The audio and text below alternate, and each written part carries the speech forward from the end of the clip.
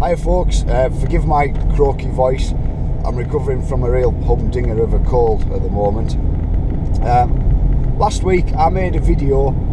It was about the kind of fundamentals of the park.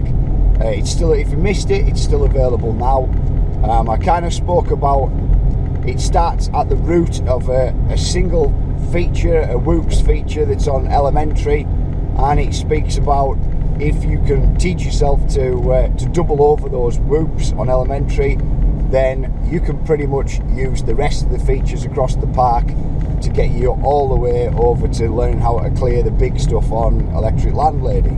The reason for making that video was it was kind of like a good guide for new visitors and people who visited the park before to kind of have that breakdown of the progression of the park and the progression in features of the park. Excuse me, just dealing with a bit of traffic. So, you know, if you've never been before, the park is pretty much laid out in order of difficulty. The first track that you come across is the easiest, and they get progressively difficult from there. If you've been before and you watched last week's video, then you'll know that the features that I talked about, they appear in order as you get across the park. So it's kind of self-explanatory, but I suppose last week was a little bit more in-depth about picking features apart key by key. The reason for making today's video is semi-related to that.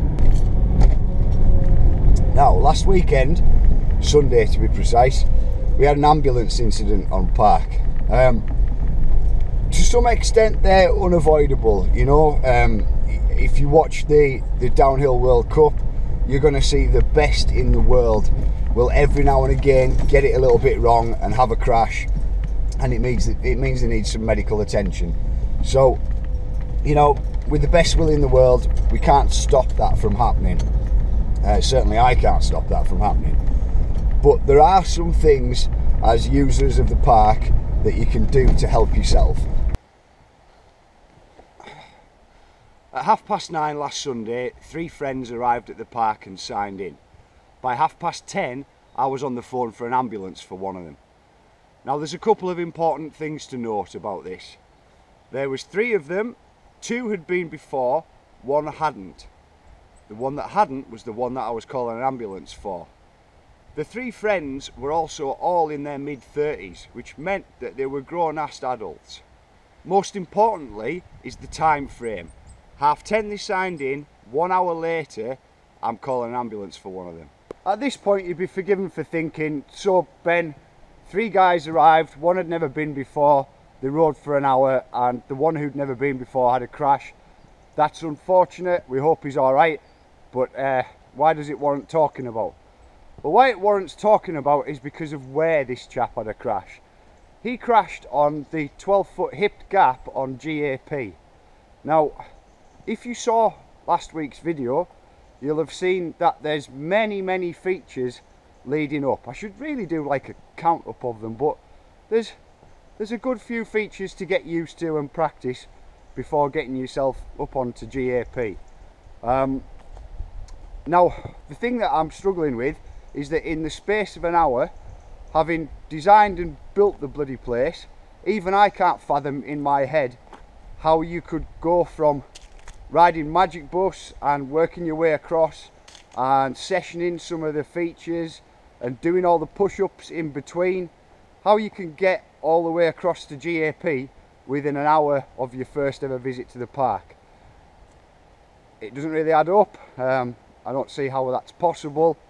His name will remain off the record, but his name certainly wasn't Josh Lewis or Josh Bryceland. So to do it in an hour seems a little bit strange. I know I sound like a broken record. If you've come before and I've given you this spiel, then you've kind of already heard it. Sometimes I forget that you've been before and give you the spiel again. But if you then bring a mate who's never been before, then you'll hear me give it again, and I presume that a few of you think that I sound like a broken record, but I only keep saying it because it's really important to me. There is no pressure to do full runs up and down here at the park. When you arrive and you buy your day ticket for the park, you are buying usage of the whole park for a whole day, and I'm not just expecting you to do runs up and down. Sessioning is so important. Breaking things down into smaller bite-sized pieces and getting used to them, and once you've achieved a jump, going back and doing it again just to make sure to have that kind of comfort value in yourself. I mean, I'm talking from my own riding experience. If I hit something, do it, get over it, and I don't feel like a case, or I've got over and everything's fine, I don't just go, ha, that's that one done then. I want to go back and make sure that I wasn't just fluky in the way that I go over it, that I can do it repeatedly and do it again. I'm not seeing how you can do that in an hour. Anyway, that's by the by. It is what happened, it is what it is, and it does lead to a bit of a talking point. Now, I wasn't there when the crash happened. I was in here, so I can't say that I know what happened. What I can say is, luckily, that the chap in question did walk his way back in from GAP back into the car park. He was walking unassisted. Yes, he did leave in an ambulance. We called one for him, and fingers crossed everything was okay bar a couple of bumps and bruises. What I can talk about is what I do know, and that's levels of expectations. There's two sort of sides to that. The levels, first of all, the levels of expectations from myself. First of all, I expect you to read and understand the waiver, and I expect you to at least have a helmet. There is sort of an expectation that you're going to look after yourself and protect yourself with knee pads, gloves, maybe a back protector. You can take self-protection on that side to whatever level you wish. At the very least, I'm going to ask you to be wearing a helmet. Unfortunately, the chap in question wasn't even wearing knee pads. It did look like there was just a couple of scuffs on his knees, so, you know, hopefully he's got away with that without injuring kneecaps or anything daft like that. But yeah, I do kind of expect you to understand that it's a bike park, not a trail centre. There's trail centre, then bike park, and this one happens to be called GNAR Bike Park, not Gentle Bike Park. So, you know, look after yourselves. But more importantly, the level of expectation from me is not that you turn up and complete all of the stuff that I've built. It's not some sort of race to see if you, I've been right through the whole park in an hour. Guess what? I don't hand out Blue Peter badges for doing that. As well as designing the place to be ridden in a very, very progressive, very relaxed manner, with things slowly and easily working their way up. You know, I make these videos about them and stuff, and I talk about the whole idea of it a lot, and that's fine, but my level of expectation isn't that you turn up and within an hour of, as you know, ridden everything that there is to ride on park. I'm not impressed by that. And do you know what? It's not about impressing me. We work all week. You know, we have stressful things going on in our lives, whether it be work related or anything else. There's enough hassles going on. At the weekends, let's just keep it to dicking about on bikes in the woods. I didn't build an alternate route around this feature because my level of expectation was that you would hit it first time. The route's here to take a few runs into it. Take as many as you need. My friend Simon won't mind me saying this, but he lives very local to the park and he's a regular visitor, and it took him 12 months of riding here before he built himself up to doing the gap. Now, in saying that, if a scenario so happened where somebody said, I'll give you a cheque for £1 million, Ben, if you pick someone other than Adam Waterman to jump this gap and guarantee that he won't put a foot down or case, I'd choose Simon. He'll hit this thing every time now, clean and clear. So I don't expect you to turn up and hit this thing first time. If you do, that's great. It's not that impressive, and it's not something that's suddenly going to make me rush out and go, hey man, I heard that you hit that first time, would you like me to sponsor you? That's not how it works. In fact, the girl that I've just sponsored, she's 13-year-old, is Mia. She's never hit this yet. She will, but she hasn't hit it yet, and that's not what I expect her to do. Now, I know that in reality people aren't really thinking about my expectations or impressing me. It's not a thing. But when riding with a group of people, 2, 3, upwards of that, there might be, and sometimes creeps in, some misconceived levels of expectations from other riders, if not from yourself, to impress those other riders. That's something that we all need to be mindful of. It can affect us all in some ways, and even in some real minor ways it can creep into our head.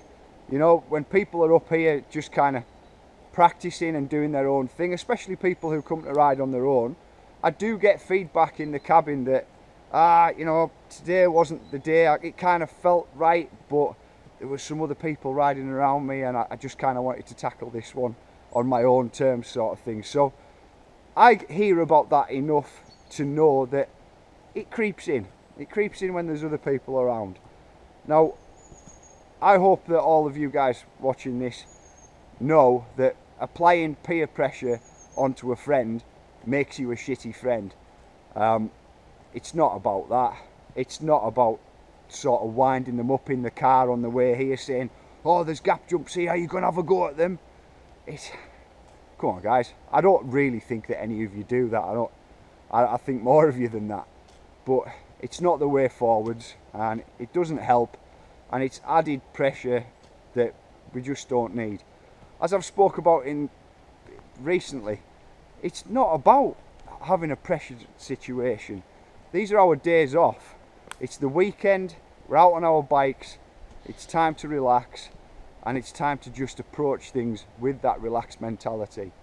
In essence, and as simplistic as it sounds, I just want you guys to come here and have a good time, to chill, relax. You know, that's all I expect from you. It bums me out to hear about somebody being injured, whether it's here or anywhere else. We've all experienced it to some extent or another. It's an absolute nightmare. It not only does it affect you doing your favourite pastime, but it affects the rest of your life as well. It's a horrible thing to happen, and none of us want to see it happen to anyone else. You know, stay safe, take it easy, and be chilled. So in last week's video I let out a bit of an inside secret about this place, in that there's a set of old school BMX whoops over on Elementary that essentially are the key to unlocking this whole place. You get those right and you can move on to everything else. In today's video I kind of also want to let out a bit of an inside secret, and that's to do with the name of this place. GNAR Bike Park, it's called GNAR purely for mine and Terry Bannister's amusement. It's not because I want to kind of present a feeling of, dude, myself and my associate are here to shred the GNAR and shred it hard in the most radical and bodacious of manners. It's a joke. It's a joke name, a comedy name if you will. Me and Terry used to talk to each other like that in the van on the way up to one of the Seven Stains trail centres, purely for our own amusement. The reason that it's called GNAR Bike Park is purely for my own amusement. I'm not expecting you guys to turn up here and, yo, we're here to shred the GNAR, dude. That's just not what it's about. Honestly, it's just done as a bit of a laugh. And having a bit of a laugh is the overriding theme of this place.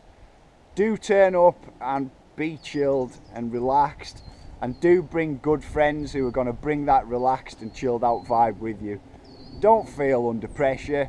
You're not expected to do anything or complete anything, and you're not expected to do it in a manner that I set out before you, or that any of your friends set out before you. Just chill, and hey, it's all about dicking about on bikes in the woods.